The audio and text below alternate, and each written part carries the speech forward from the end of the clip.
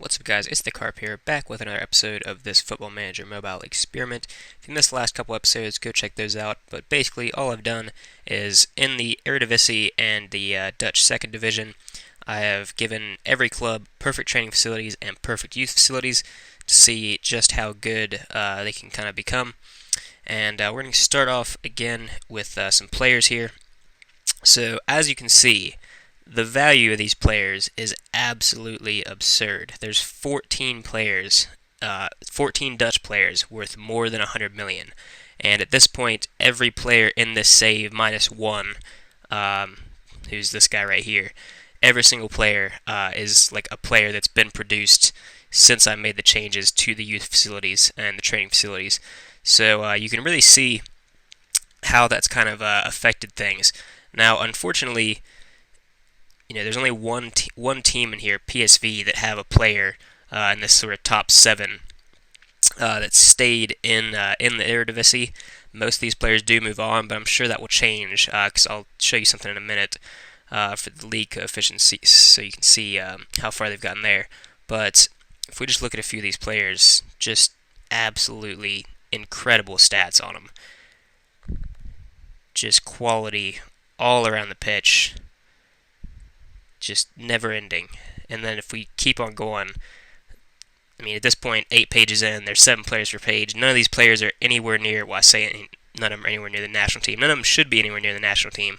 But look at the stats on these players. Just, like, these are the, like, less than 50, like the top 50 most valuable players. None of these players are in that list. And they're still just talent just everywhere.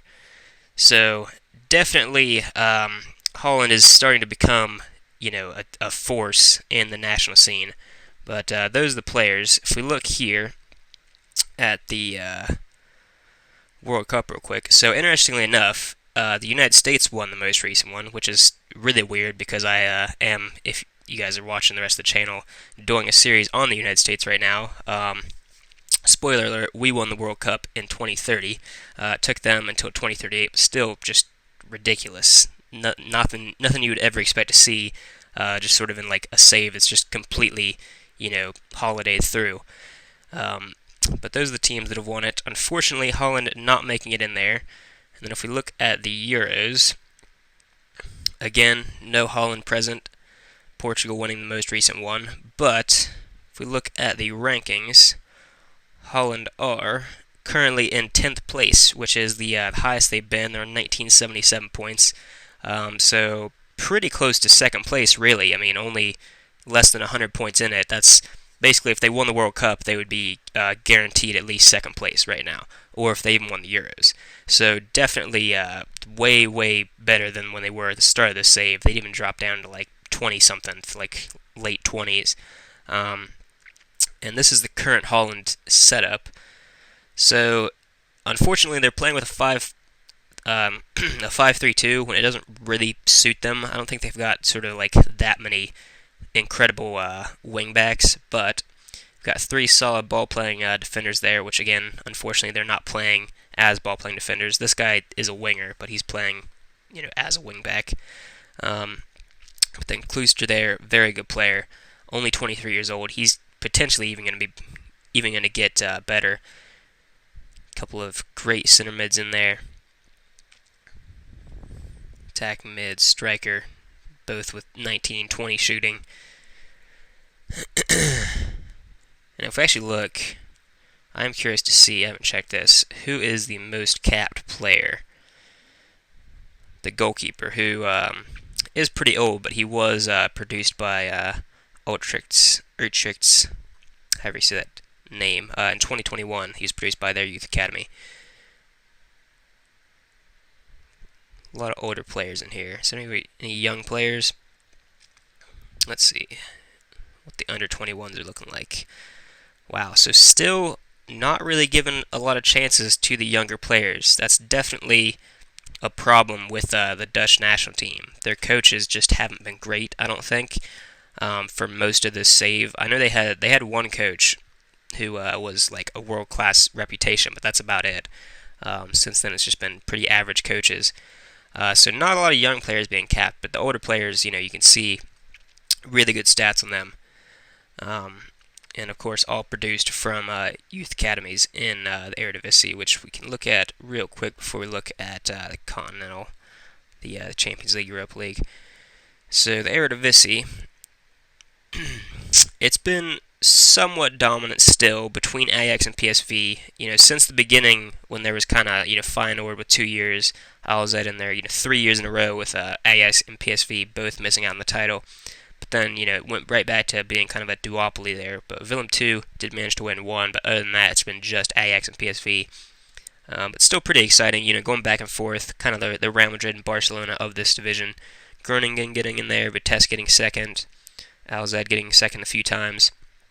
But let's go ahead and look at the Champions League. So the reason I'm doing this video here, and we will have a fourth part where I will just simulate out the rest of this 30-year save, is that Ajax did manage to win the Champions League for a second time. So obviously the last time you guys would have seen me would have been here when they won it in 33-34. Since then, there was a few years with none of the Eredivisie teams making it to the final, but then PSV losing against Leeds, and then Ajax actually beating Leeds, and it was an extra time too, so I don't know. Leeds must be a decent squad at this point. I'm just curious where they've been finishing. So yeah, since they've come up from the Championship, they've been pretty decent, only mid-table for a few seasons, and then now they're a top side. So interesting that they're up there, but Ajax beating them in the most recent Champions League. Then if we look in the Europa League, you'll see that PSV did manage to finish runner-up in the most recent season to Eibar. Unfortunately, still no teams winning it since PSV way back in 27-28, but still, having one team runner-up in the Europa League, and then in the Champions League as well as one team winning it, pretty decent. And I haven't yet looked at the Euro Cup 2, the sort of second Europa League. So AZ won it most recent video. No one's made it to the final since then, but oh well, that's fine.